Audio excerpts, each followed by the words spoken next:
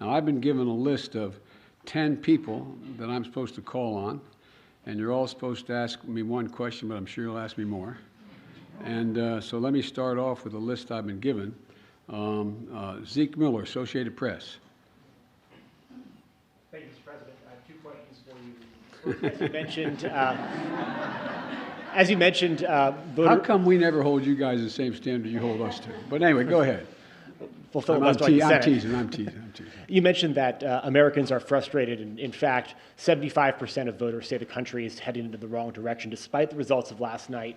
What in the next 2 years do you intend to do differently to change people's opinion of the direction of the country, particularly as you contemplate a run for president in 2024? Nothing, because they're just finding out what we're doing. The more they know about what we're doing, the more support there is.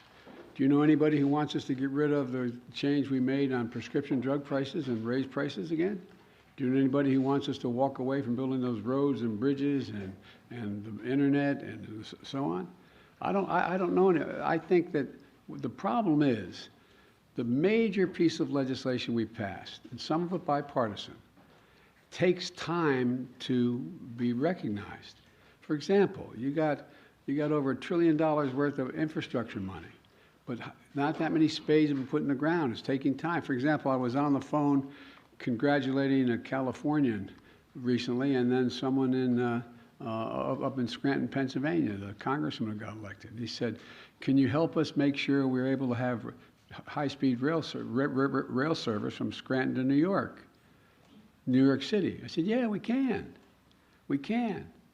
First of all, it'll make it a lot easier, take a lot of vehicles off the road, and we have more money in the pot now, already out there, we voted for, than the entire money we spent on Amtrak to begin with."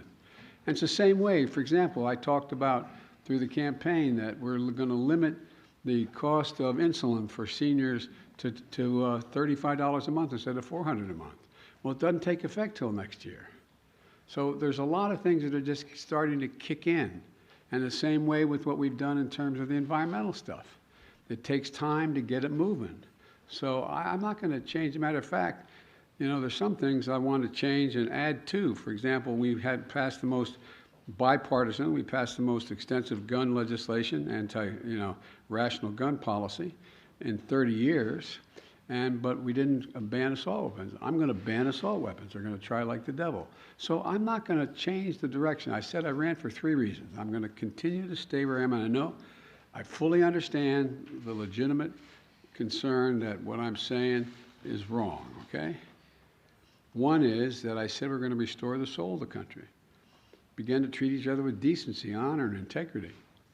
And it's starting to happen. People are, the conversations are becoming more normal, becoming more, how can I say it, decent. Second thing I said was I want to build a country from the middle out, the bottom up, and that way everybody does fine. I'm tired of trickle down. Not a whole lot trickles down, but when you trickle down to hardworking folks. And the third thing I know is still very hard. I'm going to do everything in my power to see to unite the country. It's hard to sustain yourself as a leading democracy in the world if you can't generate some unity. So I'm not going to change anything in any fundamental way.